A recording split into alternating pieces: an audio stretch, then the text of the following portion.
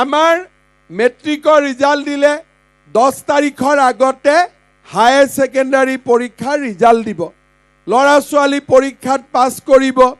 দেউতাক মাক বহুতে কাম কৰি খায়, কলেজত এডমিশ্যন দিবৰ কাৰণে 15,000 টকা লাগে, এডমিশ্যন দিয়াত অসুবিধা হয়।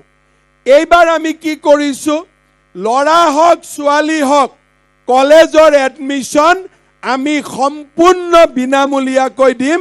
কোনেও কলেজৰ এডমিশ্যনত 1 টকাও দিব নালাগে। এইটো হ'ল ল'ৰা আৰু ছোৱালীৰ কথা।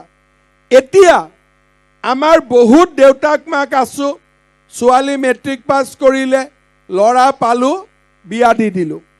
এতিয়া মই এটা কথা বিশ্বাস কৰোঁ, আমি যে ক'লোঁ 1 লাখ চাকৰি দিম, 30% ওমেন ৰিজাৰ্ভেশ্যন, তাৰমানে 30,000 চাকৰি ছোৱালীয়ে পাব, 50,000 চাকৰি হ'ব, 15,000 চাকৰি ছোৱালীয়ে পাব।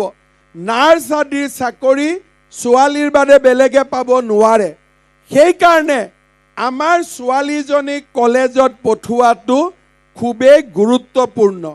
এইবাৰ চৰকাৰে সিদ্ধান্ত লৈছে যে মেট্ৰিক পাছ কৰাৰ পিছত যিমান ছোৱালী কলেজত পঢ়িব, ছোৱালীজনীৰ পঢ়া খৰচ হিচাপে বছৰি 10,000 টকা আমি তাইৰ বেংকৰ একাউণ্টত দিম বছৰি। আৰু যদি হায়াৰ ছেকেণ্ডাৰীৰ পৰা ডিগ্ৰী পঢ়ে 12,500 টকাকৈ দিম।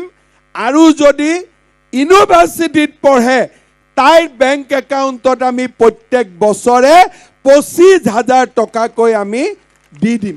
আজি আপোনালোকে চিন্তা কৰক, চাকৰি, অৰুণোদয়, কলেজৰ নামভৰ্তি, এই গোটেই কামবিলাক আজি চৰকাৰে দায়িত্ব লৈছে।